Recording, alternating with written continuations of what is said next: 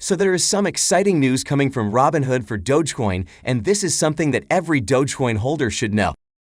But before we move forward, I'd like to remind you that we're giving away $100 to a random subscriber at the end of this month. All you have to do is like this video, subscribe, and leave a comment in the comment section below. Good luck! So we are now seeing that Robinhood has successfully completed its Alpha Wallets program for cryptos like Dogecoin and Bitcoin. And as per Robinhood's COO Christine Brown, they are now going to enter the Beta Wallets program, and she has revealed that the top themes of this beta program will include more education for users, additional clarity around the network or gas fees, and top-notch security. She also stated that with Beta Wallets, Robinhood will be connecting millions of Robinhood app customers to the blockchain, including some for the first time. Christine Brown also announced that the Beta Wallets phase will start in mid-January, and the good thing is that it will enable a larger group of users from the waitlist to gain access. While we know that the Alpha Wallets phase focused on a small batch of customers and one-on-one engagement, the Beta phase will roll out to tens of thousands of customers. And now if we come to the outcomes of the Alpha Wallets phase, Robinhood tested with new and experienced crypto users in Alpha. And these users were surprised to discover that each crypto has a unique address that may change over time. Also, customer feedback indicates that the current Robinhood experience is quite intuitive and user-friendly. And in light of this, I think it is a significant development as Robinhood Wallets will enable entry-level users to participate, and it will make it easy for new crypto users to join the crypto community, eventually increasing crypto adoption. And I'm pretty excited for Dogecoin since Robinhood's COO Christine Brown had earlier revealed that they were using Dogecoin for their upcoming wallet. This is because Dogecoin has the lowest transaction fee compared to other cryptos like Ethereum. And we know that as a part of this test, Robinhood sent Dogecoin to an external wallet for the very first time in order to test the much-anticipated feature. And as per the results shared by Christine Brown, a transaction of 420 Dogecoin tokens was processed for a transaction fee of merely 0.02 Doge. So this test by Robinhood proves that Dogecoin has currently the lowest transaction fee. And this is why it is the best crypto in the market for making payments and other transactions. And now I think it is important to note here that Dogecoin's latest core upgrade was released last month. And this new upgrade significantly reduced the cost of transactions on the network to just 0.01 Doge per kilobyte. And due to these performance improvements, transferring Dogecoin is significantly cheaper than transferring Bitcoin, Ethereum, or any other crypto. So this is why Robinhood has been testing the Dogecoin Wallets feature for their platform. And this is why Dogecoin is the best crypto in terms of utility. And this is exactly why we have been seeing Elon Musk endorsing Dogecoin again and again. And as I shared in my recent video, Musk has stated that Dogecoin is much better than Bitcoin. This is because he believes that Dogecoin has the lowest transaction rate compared to Bitcoin and other cryptos. And due to this, Dogecoin has more transaction volume, which makes it a lot more scalable and utilized crypto. And this is why Musk has admitted that Dogecoin is fundamentally better than anything else he has ever seen. All in all, I think that this is a huge development for Dogecoin since Robinhood is a big player in the crypto industry. And seeing Robinhood exploring Dogecoin for its new crypto wallet feature, I think this will help Dogecoin to gain some traction in the long term, both in terms of its value and adoption. Moreover, since Elon Musk is also praising Dogecoin, we are going to see Doge reaching new highs in the long term. And now if we come to Dogecoin's current price movements, we are seeing that it has been trading on the downside in the last 24 hours.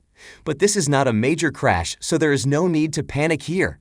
In fact, we are now seeing that Doge has maintained its support around the 17 cents price region. And it means that it is refusing to go down from here.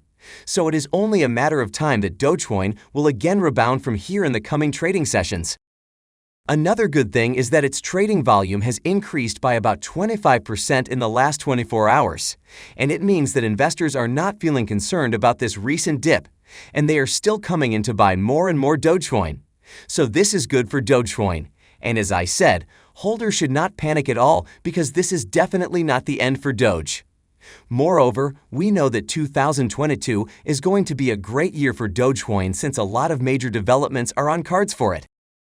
And besides these developments, we are going to see more regulatory clarity in 2022, and this will eventually fuel Dogecoin's price and the overall crypto market's prices. So we are now seeing that the U.S. Congress has already introduced about 35 bills that are related to the crypto market. Congress introduced different types of bills focused on crypto regulation, applications of blockchain technology, and CBDC. And the first set of bills mainly focuses on how regulatory agencies such as the SEC and CFTC will regulate cryptos.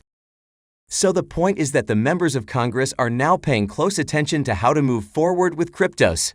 And as the introduction of bills is often a sign of the level of interest from Congress in a particular subject, the amount of attention being paid to crypto may very well result in a more comprehensive regulatory framework next year.